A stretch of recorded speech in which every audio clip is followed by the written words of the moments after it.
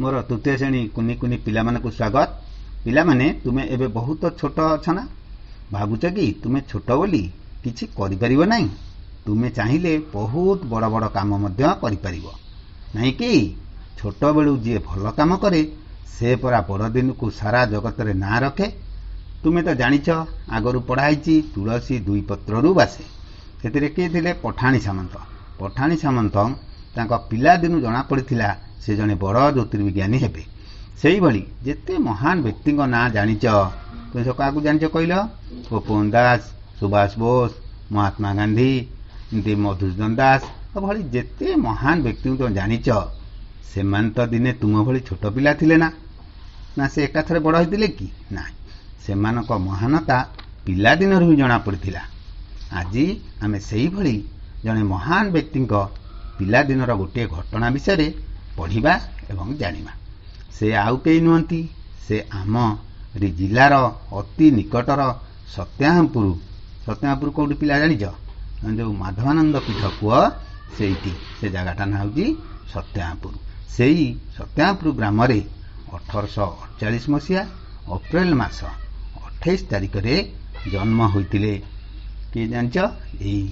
सेही ओडिशार सुयोग्य संतान जहाँ ओडिशा एक स्वतंत्र मान्यता प्रदान करिया पई से प्राणपण चेष्टा करथिले। तांकर अवदान रे आज आमे निजकू ओडिया बोली गर्व अनुभव करुछे। से हेउछंती के जानिछ पिले? मधुसूदन दास, जहाँ को समस्ते मधुबाबू बोली जानती। तांको पाठ पढ़ा बेले आमर जेमती स्कूल बा विद्यालय अच्छी से भली विद्यालय नथिला। छोट बेले सेठी चाटशाली बेली थिला। से जो विद्यालय को चाटशाली कहउथिले। मधुबाबू से चाटशाली पढ़ुथिले। सेते बेले मास्टर को अवदान बोली कहउथिले। अवदान तांको पढ़ाउथिले। सेही छोट बेलर सेही चाटशाली बेलर गोटे कथा तांको जीवन घटिला। सेही समय एक घटना को तुम साहित्य बहीर तुम परी छोट पिलाटीए कवितारे कह जाइछि। बुझिल कि? तेबे आस आमे आज सेही कविताटी को आवृत्ति करिबा ओ तार अर्थ को बुझिबा। तेबे मु आग आवृत्ति करिबी, परे तुमे भितरु केही जणे आवृत्ति करिवो।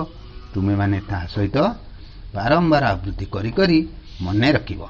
आज देखिबा तुम सेही साहित्य बहीर तुम परी छोट पिलाटी विषयर 4टी पद आमे आवृत्ति करिबा। पिलाने बर्तमान देखिबा मो सहित मु आगे प्रथम टे बोलुची, तापरे तुम भितर जण कहबे बोलिबो। देखिबा। तुम परी छोट पिलाटीए गाँ चाहालीर चाट सीए, चेहेराटी तार डौल डाउल बुद्धि रे ताहार सरी किए, बुद्धि रे ताहार सरी किए। तर एई रे तुम भितर किए बोलिबो? आज चिंकू आमर बोलिबो आसीबो।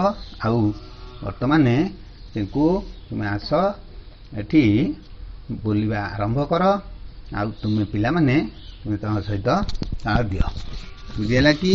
बोलो बोलो। तुम परी छोट पिलाटीए गाँ चाहालीर चाट सीए, चेहेराटी तार डौल डौल बुद्धि रे ताहार सरे किए, बुद्धि रे ताहार सरे किए। छाड़ी जाइथिला दिने झड़ी बाहरिला सिए पाठ पढ़ी, बाटे जाऊ जाऊ खसी गला गोड़ मुह माड़ी तले गला पड़ी, मुह माड़ी तले गला पड़ी। गुरुजी देखिले देह तार पानी कादुआरे सर सर, तिले सेतिकी खातर न करी आसी अछि होई तरबर, आसी अछि होई तरबर। पचारिली गुरु एकी हेला एते सरी तोते किए कला, पिलाटी सेतिकी कहिला बेगे आसु आसु कादुआरे गोड़ खसीगला, कादुआरे गोड़ खसीगला। पिला माने तुमे एमदी बारंबार अभ्यास करिवो। आउ वर्तमान टिके सेही कथाटी को आमे बुझिबा कोन रहिছে कविता रे। छोट पिला ଯେତେବେଳେ ମଧୁବାବୁ ଛୋଟ ଥିଲେ ତାଙ୍କରି ବେଳର କଥା।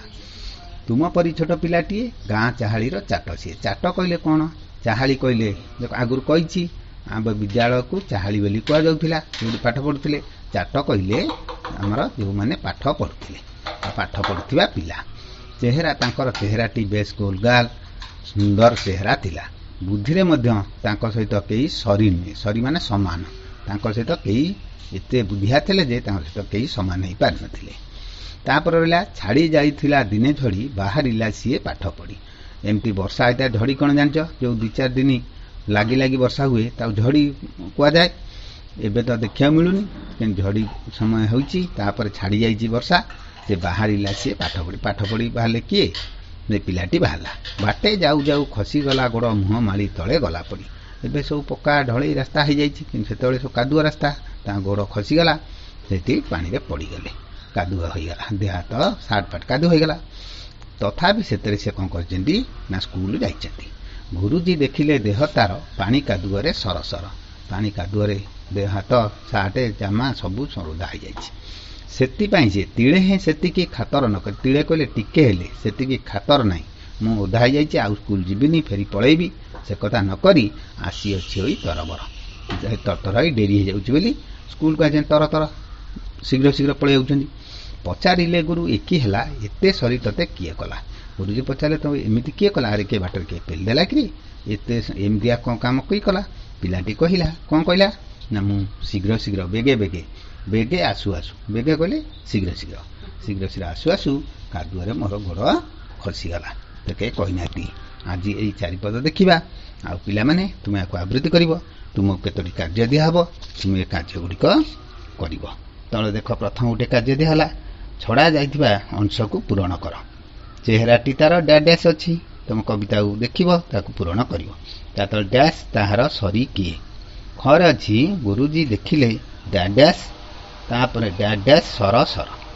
ଗରେ ଅଛି ଡ୍ୟାସ୍ ଡ୍ୟାସ୍ ବେଗେ ଆସୁ ଆସୁ, ତାପରେ କାଦୁଅରେ ଡ୍ୟାସ୍ ଡ୍ୟାସ୍ ଡ୍ୟାସ୍। ଏଇଟିକ ତୁମେ କରିବ। ତାପରେ ଗୋଟେ କାର୍ଯ୍ୟ 2ରେ ଅଛି, କ ସ୍ତମ୍ଭ ସହିତ ଖ ସ୍ତମ୍ଭରେ ଥିବା ସମାନ ଅର୍ଥ ଶବ୍ଦ ସହ ଯୋଡ଼। କ'ଣ ଅଛି ଏପଟରେ? କରେ ଚାହାଳି, ଚାଟ, ସରି, ତିଳେ। ଏପଟରେ ଅଛି ପାଠ ପଢ଼ା ପିଲା, ସମାନ, ଟିକିଏ, ପାଠଶାଳା। ଏଇଟା ରହିଛି। ତାପରେ ଗୋଟେ କାର୍ଯ୍ୟ 3 ଅଛି, ସର ସର। ସର ସର କରି ତୁମେ ଆଉ 5ଟି ଶବ୍ଦ ଲେଖିବ। ସେମିତିଆ ଯୋଡ଼ି ଶବ୍ଦ ଆଉ 5ଟି ଲେଖିବ। ପିଲାମାନେ ବୁଝିପାରିଲ? ଆଜି ପାଇଁ ଏତିକି।